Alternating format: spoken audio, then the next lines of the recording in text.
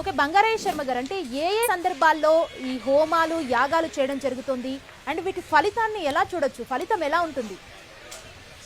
అమ్మ, ఎప్పుడైనా దేవతోద్దేశ్యేన ద్రవ్యత్యాగో యాగ, దేవతల్ని ఉద్దేశించి మనం ఏ ఏ ద్రవ్యాలనైతే త్యాగం చేస్తామో దాన్ని యాగము అంటారు.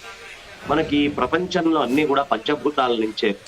ఆకాశము అంటే స్పేస్, వాయువులు అంటే ఎనీ టైప్ ఆఫ్ గ్యాసెస్, మీరు ఏవైనా తీసుకోండి వాయువులు. ఆ మూడోది అగ్ని, నాలుగోది జలము, ఐదోది పృథివీ. ఈ మధ్యలో ఉండే భూతము అగ్ని. ఈ అగ్నిహోత్రుడు ఏం చేస్తాడంటే పైన ఉండే రెండు వాయువు ఆకాశము కనిపించవు, నిరాకారంగా ఉంటాయి. కింద ఉండేటటువంటి జలము పృథివీ సాకారంగా ఉంటాయి.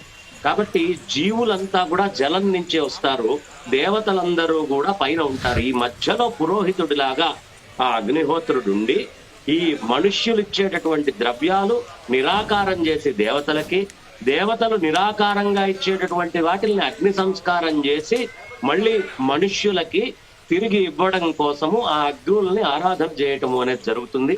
ఇప్పుడు పైన ఉండేటటువంటి చండీ అనేటటువంటి ఒక స్వరూపాన్ని మనం ఆధారం చేసుకొని ఆ అమ్మవారికి ఈ అగ్నిహోత్ర స్వరూపంగా, ఎందుకంటే అమ్మవారిని చెప్పేటప్పుడే ప్రధానంగా ఆ అగ్నితోటే చెప్తారు. జాతవేదో అగ్ని అనేటటువంటి విషయం మనకి శ్రీ సూక్తంలో గాని ఆ అగ్నిహోత్రం నుంచే అమ్మవారు దొరుకుతారు మనకి. కాబట్టి అక్కడికిచ్చి ఇవి పొందిస్తారు. ఇవి దేనికయ్యా అంటే, ఒకటి చేసేటటువంటి వాళ్ళకి మొట్టమొదటి మంత్రమే ఓం తచ్చంయోరా బ్రోణీమహి గాతుం యజ్ఞాయ గాతుం యజ్ఞపతయే దైవీ స్వస్తిరస్తునః స్వస్తిర్మానుషేభ్యః ఊర్ధ్వం జగాతు భేషజం షన్నో అస్తు ద్విపదే షంచతుష్పదే అంటారు. ఎవరైనా సరే యజ్ఞము సవ్యంగా పరిసమాప్తం అయ్యేట్టుగా ప్రార్థించాలి. యజ్ఞం నిర్వర్తించే వాళ్ళకు కూడా ఏ ఆటంకము రాకూడదు అని ప్రార్థించాలి.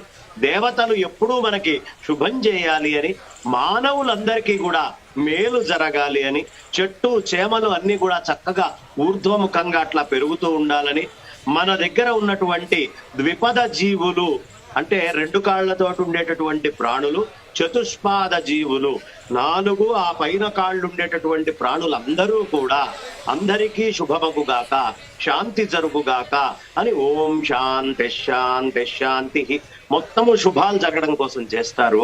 అయితే ప్రధానంగా ఎవరైతే చేస్తారో ఆ అందరికీ మేలు జరుగుతూ చేసేటటువంటి వాళ్ళకి విశేషమైనటువంటి ఫలితాన్ని ఆ చండీ అమ్మవారు ఇచ్చి, తద్వారా ఎవరైనా మనం చేసేటువంటి పనుల్లో ఆటంకం కలిగించినా, మన పని మీద చాలా విశేషమైనటువంటి దృష్టి పెట్టి మనకి ఇబ్బందులు కలిగించాలనేటటువంటి ప్రయత్నం చేసినా, లేదు ఇంకా మనం చేస్తున్నటువంటి దానికి శక్తి పెరిగి ఇంకా ఉన్నతంగా అభివృద్ధి చెందాలనన్నా, ఓ రాకెట్ పంపించినప్పుడు లాంచర్ తోటి ఫస్ట్ సెకండ్ మళ్ళీ ఇంజన్ ఎట్లా స్టార్ట్ అవుతుందో అట్లా చేస్తున్న పనికి ఇంకా ఉన్నతమైనటువంటి బూస్టర్ లాగా ముందరికి తీసుకెళ్లాలన్నా ఈ చండీ యాగాదులు అనేటటువంటివి చేస్తారు.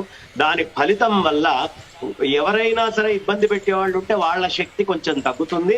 ఈ చేసేటటువంటి వాళ్ళ శక్తి ఇప్పటిదాకా ఉన్నదానికంటే కొంచెం ఊర్ధ్వముఖంగా వెళ్తుంది. కాబట్టి ఇది అన్ని రకాలైనటువంటి శుభ ఫలితాలని యజ్ఞం ఇస్తుంది. అందుకోసమే విశేషంగా ఈ యజ్ఞాలని చేయమని మనకి సంహిత బ్రాహ్మణాల్లో ప్రత్యేకంగా చాలా గొప్పగా చెప్పబడింది.